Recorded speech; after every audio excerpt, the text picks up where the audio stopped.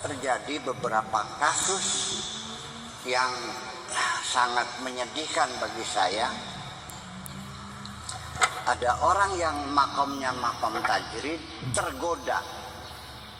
Ini gara-gara setelah reformasi, ya kan gitu.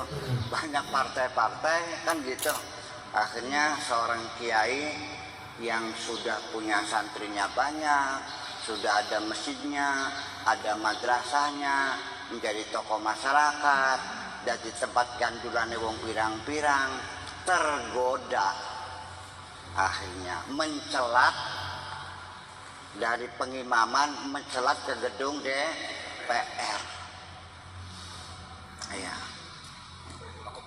Ya. Kenapa tergoda? Begini caranya setan menggoda orang itu.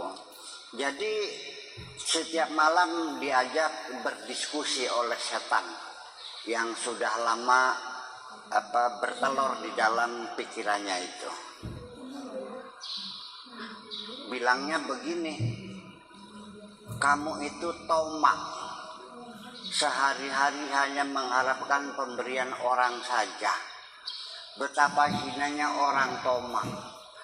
Ya, tunjukkan harga dirimu. Kamu itu sekolahnya tinggi, bisa berbisnis. Ngapain kamu hanya mengharapkan pemberian orang saja? Nonggoni ucani, nonggoni amplop. Tunjukkan dirimu, kemampuanmu. Jangan berharap lagi pemberian. Itu namanya tomak. Jadi kamu masih bisa berusaha, pada kesempatan sekarang jadi anggota DPR, barangkali saja bisa jadi bupati dan sebagainya. Untuk menghilangkan rasa tomahnya itu, lalu akhirnya dia terjun partai politik sampai jadi anggota DPR, sampai diangkat jadi bupati.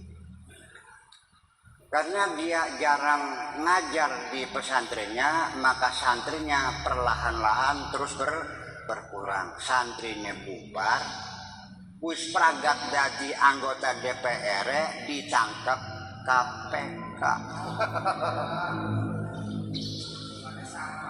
Terjadi enggak? Enggak usah disebutin namanya. Tapi itu terjadi di hadapan kita. Fakta. Nah ini. Sebaliknya lagi, orang yang makomnya makom kasab, makom asbab, dia ahli berbisnis, menjadi importir, eksportir, menjadi penggembang real estate, uangnya sudah bermiliar-miliar. Rupanya setan menggoda lagi. Kamu tuh goblok, ya kan? Pontang-panting mobil 30, padahal mobil 30 biji yang kamu duduki kursinya berapa? Bikin rumah sampai 17 kamar tidur, yang kamu tidurin berapa kamar? Satu meja masakan penuh, yang kamu makan berapa gram? Tuh lihat kiai, bayangkan.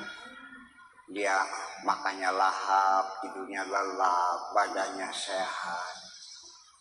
Hanya ngewer-ngewer tasbih, enak banget. Dekat dengan Allah, jiwanya damai, nggak pernah marah. Akhirnya dia bercita-cita ingin jadi waliullah. Bisnisnya ditinggal, pergi ke hutan bersama Buya Sakur, tetap di hutan. Akhirnya dunianya hilang semuanya, perusahaannya bangkrut, jadi walinya gagal, jadi gak wali dalban, menggandakan uang akhirnya. Nah ini maksudnya, ini intinya seputar itu, kedua itu. Jadi artinya begini aja, jalani saja hidup ini seperti air mengalir. Kemana yang nyaman Anda rasakan. Dan jangan sekali-kali Anda memutasikan dirimu sendiri. Ya, jangan dulu pindah ke bagian apapun, jangan pindah ke tempat kerja lain kecuali ada mutasi dari Allah Subhanahu wa ta'ala. Karena dalam proses sehari-hari Allah juga sering melakukan mutasi. Dari seorang pengusaha menjadi ulama besar, dari ulama besar menjadi pengusaha. Tetapi karena yang memutasikan Allah, ketika jadi pengusaha ya berkah, ketika jadi ulama ya berkah. Begitu pula ulama yang dimutasikan jadi pengusaha, ketika jadi ulama ya berkah, ketika jadi pengusaha juga berkah. Kalau tidak, jadi ulamanya bangkrut, jadi pengusahanya bangkrut juga. Nah ini sehari-hari yang kita jalani.